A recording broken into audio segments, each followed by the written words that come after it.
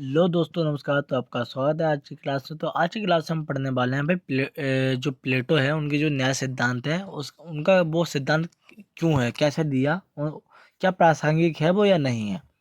तो भाई भाई कम से कम 6 बार आया है। लास्ट 10 ईयर की क्वेश्चन पेपर उठा के देखोगे आप तो कम से कम 6 बार ये क्वेश्चन रिपीट हुआ है। तो ये आपका मोस्ट इंपॉर्टेंट क्वेश्चन में आ जाता है। तो पढ़ लेते हैं दोस्तों इसको। जो पॉलिटिकल ऑनर्स के बच्चे हैं 5th सेमेस्टर के, उनके लिए महत्वपूर्ण क्वेश्चन है जिनका पेपर है 26 को। तो पढ़ते हैं। सबसे सर्वप्रथम प्लेटो का संक्षिप्त में परिचय पढ़ लेते हैं। भाई प्लेटो को व्यापक रूप से ग्रीक काल के सबसे महत्वपूर्ण राजनीतिक दार्शनिक में से एक माना जाता है। जो भाई प्लेटो है वो क्या एक बहुत बड़े दार्शनिक है, राजनीतिक दार्शनिक है। कहाँ के? ग्रीक के। अब प्लेटो सुकरात के शिष्य हैं। जो प्लेटो हैं वो सुकरात के शिष्य हैं और अरस्तू के शिक्षक तथा प्राचीन ग्रीस में अध्ययन की सबसे लोकप्रिय संस्थान के संस्थापक हैं। ये जो प्लेटो हैं वो सुकरात के दो शिष्य हैं। दूसरी बात क्या, अरस्तू के शिक्षक हैं यानी गुरु हैं तथा प्राचीन ग्रीस के अध्ययन की सबसे लोकप्रिय संस्थान के संस्थापक भी हैं। भाई उनका जन्म एक कुलीन परिवार में हुआ था तथा उनके माता पिता ग्रीक के अभिजात यानी शासक वर्ग से संबंधित थे। भाई जो प्लेटो हैं वो एक कुलीन परिवार से संबंधित है और जो उनके माता पिता हैं एक शासक वर्ग से जुड़े हुए थे, मतलब वो शासन करता थे।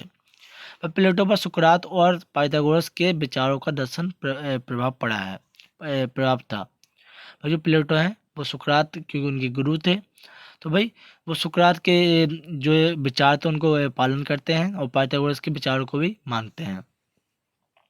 वह परंतु तत्कालीन ग्रीस में राजनीति और सामाजिक संदर्भ में प्लेटो ने सबसे अधिक प्रभावित किया है। लेकिन जो परंतु कह रहे हैं कि तत्कालीन ग्रीस के राजनीतिक और सामाजिक संदर्भ में प्लेटो को सबसे ज़्यादा अधिक प्रभावित किया है। तो भाई आगे इसका क्वेश्चन पढ़ते हैं। तो इसका क्वेश्चन दोस्तों इस प्रकार के, प्लेटो के न्याय के सिद्धांत की विवेचना कीजिए। क्या आप यह मानते हैं कि यह आधुनिक समय में प्रासंगिक है, या फिर प्लेटो के न्याय के सिद्धांत के आदर्श राज्य के संबंध में व्याख्या कीजिए। भाई ये कम से कम 6 बार रिपीट क्वेश्चन हुआ है और इसमें लिख भी रखा है मैंने 6 टाइम रिपीटेड, और नीचे वाला क्वेश्चन है last year +3 time repeated question है ये। तो दोनों का आंसर हम एक साथ देंगे। हम परिचय तो हम पढ़ ही चुके हैं, आगे बढ़ते हैं भाई प्लेटो के न्याय सिद्धांत के बारे में विवेचना करते हुए। पर प्लेटो के अनुसार राज्य बड़े स्तर पर व्यक्तियों की इच्छा होता है। वे राज्य के जैविक सिद्धांत को दृढ़ विश्वास रखते थे। भाई जो प्लेटो हैं उनके अनुसार क्या है, राज्य बड़े स्तर पर एक व्यक्तियों की इच्छा होता है। क्या होता है? एक इच्छा होता है। वे राज्य के जैविक सिद्धांत के दृढ़ विश्वास रखते हैं। जैविक मतलब जान होती है जिसके अंदर, कि राज्य का एक जैविक सिद्धांत है। वह प्लेटो ने राज्य को अपने विश्लेषण के प्रारंभिक रूप से लिया, परंतु उनका न्याय का सिद्धांत राज्य से नहीं बल्कि व्यक्ति से आरंभ होता है। और प्लेटो ने राज्य को अपने विश्लेषण में प्रारंभिक रूप से लिया था, परंतु जो उनका न्याय का सिद्धांत है वो एक राज्य से शुरू ना होकर किससे, एक व्यक्ति से आरंभ होता है। क्योंकि भाई व्यक्ति के जीवन से संबंधित ही प्लेटो ने न्याय के सिद्धांत की शुरुआत की।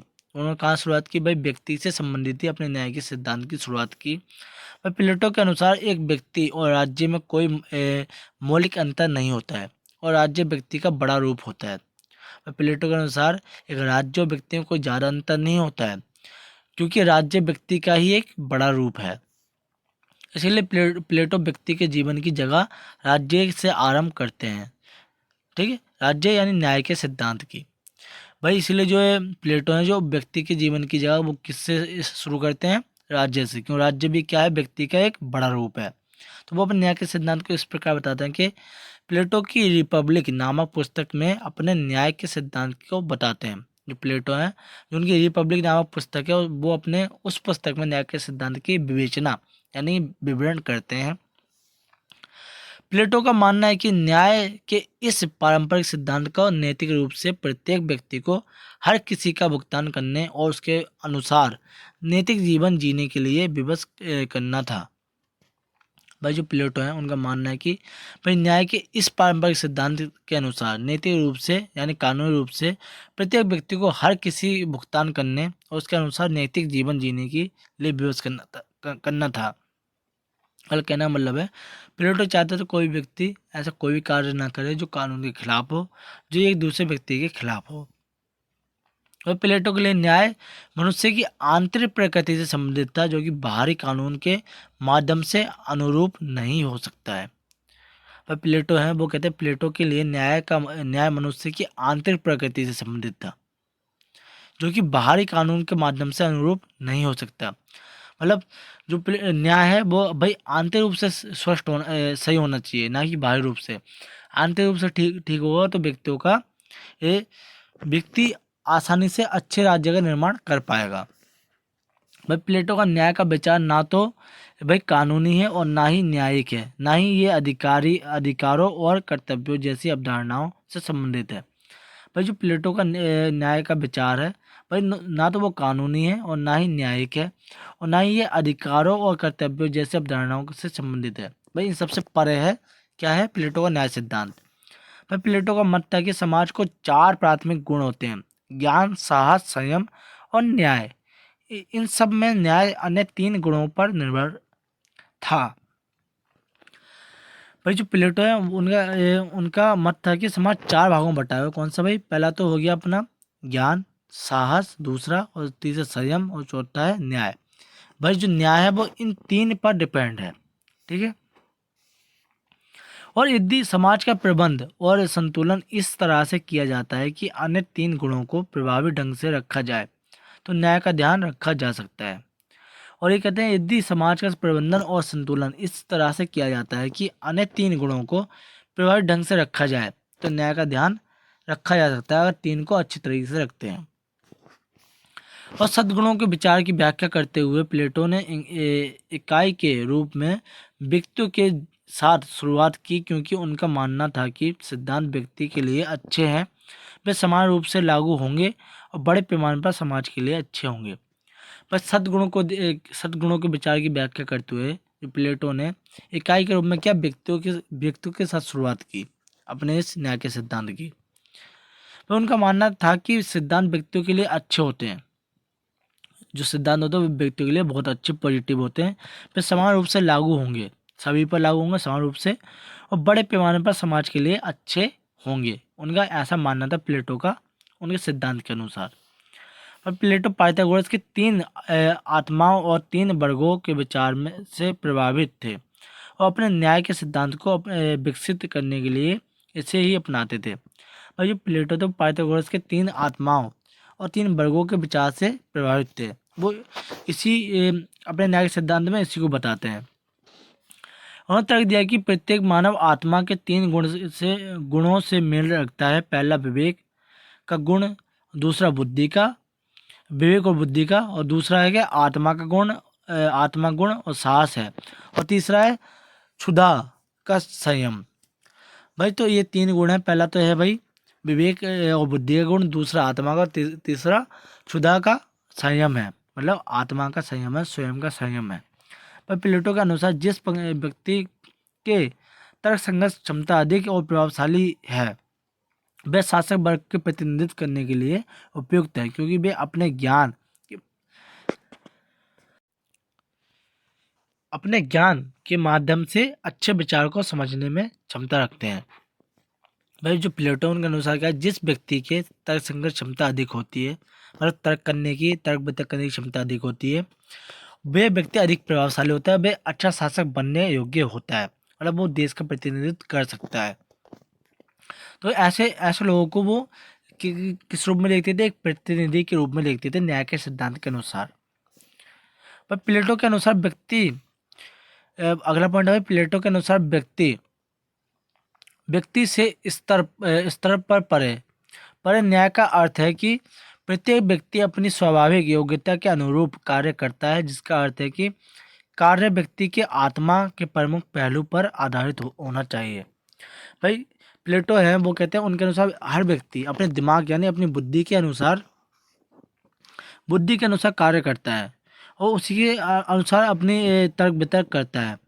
तो भाई उसी को इसलिए वो आत्मा को प्रमुख मानते हैं, ऐसा प्लेटो का है। आत्मा के प्रमुख पहलू पर आधारित होना चाहिए, ऐसा प्लेटो का कहना है। भाई न्याय का अर्थ है कि एक तरह से सामंजस्य या संतुलन और किसी व्यक्ति की प्रकृति के विभिन्न पहलू को उस व्यक्ति की विशेषता अनुसार कर्तव्य सौंपकर आदेश देना चाहिए। भाई जो न्याय का अर्थ बताते हुए प्लेटो कहते हैं कि न्याय का अर्थ एक तरह से सामंजस्य है, मतलब आपस में मेल मिलाप है या संतुलन है, कि एक बैलेंस बना कर रखना और किसी व्यक्ति की प्रकृति के विभिन्न पहलुओं को उस व्यक्ति के विशेषता के अनुसार कर्तव्य सौंपकर आदेश देना है। मतलब जिस हिसाब से व्यक्ति के अंदर जो विशेषता है, जैसे एक टीचर के अंदर क्या होती है, पढ़ाने की क्षमता होती है तो उसे पढ़ाने का काम दिया जाए। एक वकील के अंदर वकालत करने की क्षमता होती है तो वो उसे वकालत दी जाए। और एक कहते हैं एक अधिकारी जिस चीज़ के लिए उपयुक्त है, जो उसके अंदर क्षमता है, उसी के हिसाब से उसे कार्य प्रदान करना चाहिए। अगला प्लेटो ने तर्क दिया कि राज्य के स्तर पर न्याय का अर्थ यह हुआ कि शासक योद्धाओं और उत्पादक वर्ग के 3 वर्ग ऐसे लोगों से बने जिनकी आत्माएं संबंधित विशेषताओं को दर्शाती हों, और ऐसे प्रत्येक वर्ग के सदस्यों ने एक दूसरे की गतिविधियों को हस्तक्षेप के बिना कार्यों को प्रदर्शन किया। प्लेटो के न्याय सिद्धांत के अनुसार राज्य में सभी लोगों उनके क्षमता के अनुसार बंटवारा कर देना चाहिए, ठीक है, ताकि वो आपस में एक दूसरे काम में हस्तक्षेप ना करें। जो जिस काम को विशेष रूप से कर सकता है उसको आपस में बांट देना चाहिए, ताकि सभी अपने काम में दखल ना दें और राज्य की व्यवस्था अच्छे से चल सके। भाई न्याय का अर्थ था कि एक वर्ग का एक कर्तव्य, एक आदमी, एक कार्य। तो दोस्तों जो प्लेटो वो कहते हैं न्याय का अर्थ यह था कि भाई एक वर्ग होना चाहिए, उसमें एक कर्तव्य होना चाहिए और एक आदमी का एक कार्य होना चाहिए। तो ये था दोस्तों इसका न्याय का सिद्धांत। अगला क्वेश्चन भाई अगली वीडियो आपको मिल जाएगा। तो भाई ये सबसे इम्पोर्टेंट क्वेश्चन था जो आपको अच्छे से पढ़ना है, और जिनको भी ये पॉइंट समझ में नहीं आता वो वीडियो पस करके एक बार देख ले, ताकि आपको अच्छे से पॉइंट समझ में आ जाए और अपने पेपर आप अच्छे से लिख के आ सको। तो धन्यवाद आज की वीडियो में, मिलते हैं आपको नेक्स्ट वीडियो में इसी प्रकार। और इस चैनल को सब्सक्राइब करें और अपने ज़रूरतमंद दोस्तों को इसको भेज दें।